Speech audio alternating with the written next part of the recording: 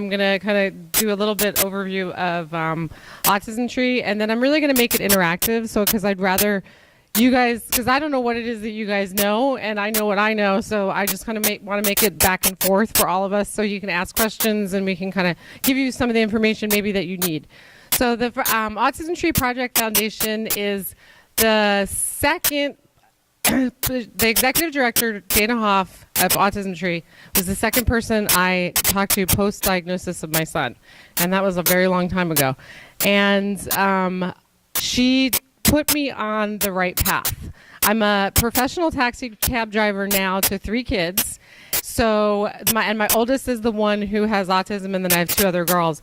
But basically what Dana did is she put me on the right path in order to get hooked into those services and things that I needed to know for my son. So her mission and the mission of Autism Tree Project Foundation is to create a community and community awareness of autism, and their biggest mission is to go out and do screening of the preschoolers, because the earlier they get diagnosed, the earlier the intervention, the better the outcomes. So, and the reason why they started this is both her and her husband were in the medical community, in the medical field, and they had a really hard time first getting a diagnosis for their son, and second of all, finding providers or anything. So they figured, we have so much at our fingertips, what is everybody else doing out there? So that's basically why they started this. I have been a volunteer there. I do not work for them, but I volunteer as their special education advocate, and I do parent mentoring and a bunch of other things. My husband does the photos for some of their events, which is a lot of fun, so I get to go too, and meet people such as yourselves that like to give back. So that is my really short introduction, because we don't have a lot of time.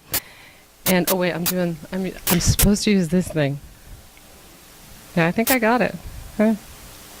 There we go. And so I gave you the mission, and I gave my little introduction, and I'm just going to show you some pictures. So the first question is, what do any of you think when you hear the word autism? Like, what type of a person is that? Does anybody? But does any image come to mind? Because most people just think, what do you think? Okay. Okay. Okay. It's kind of interesting, because most people, when I talk to them out there, and this is probably because I'm old, because this came out in the 80s. Thank you. They are. Most people, when you go out there into the world and you decide you ask, what is autism? This is what everybody thinks. That's the first image that comes to everybody's mind. And yes, that is one person and one portrayal of somebody on the autism spectrum. And we have a saying in the autism community, as my friend over here knows, if you met one person with autism, you've met one person with autism. Because it is a spectrum disorder. Everybody's different, kind of like all of us. So there's some characteristics that are the same, and there's some similarities. And all autism is the diagnosis is just a set of behaviors, and it's a checklist, if you will.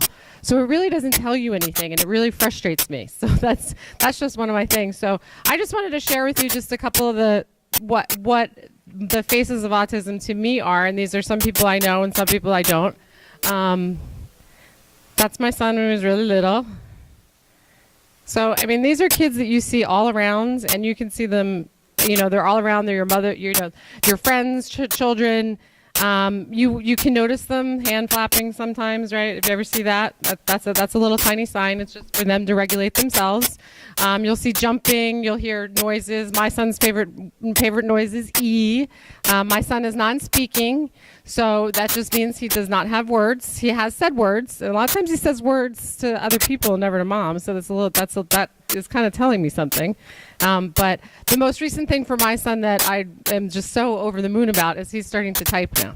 So we're able to ask him questions, and this is just brand spanking new. So we're able to ask him questions, and now he can tell us what's going on. Like today, apparently has a toothache, and he typed, I want big tooth out of my head. So obviously I need to take him to the dentist.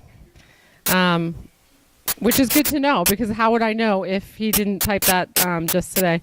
So these are just a couple of the things. So this is where I want to kind of open it up for you guys to go ahead and ask questions, or if there's anything that you want to know about autism or anything that you've heard, it does not matter to me. So if anybody kind of wants to start, I would be more than happy, or I can kind of go on to, do you guys want to know more about what it is? Do you want to know more about Autism Tree? Anyone? Anyone?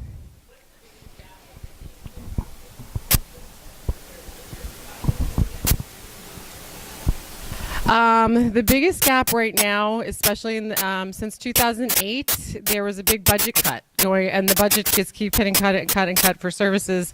The biggest gap right now is for recreational services.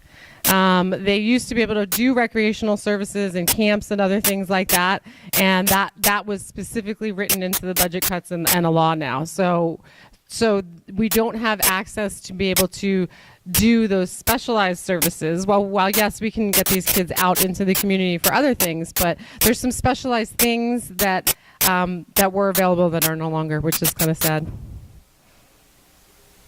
Anyone else?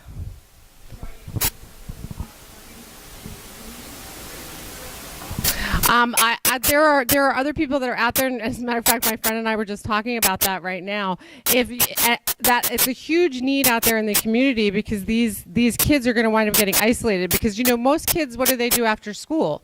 They join a group or a club or other things like that, and there's not that much that's available right there, because then there's an aide, or you got to have a person with them, or whatever the situation may be. So it's a huge need out there, and all the service providers in the community, they got most of their funding was through what's called the regional center, and so they all went away when that money went away, because that was really their only funding source. So it's a huge need out there in the community. A lot of other places are really trying to fill that need. It's just we could use so much more of it, is really what it is. That's what, at least what I'm finding, especially when the kids start hitting those tween years, where my son is kind of hitting at this point.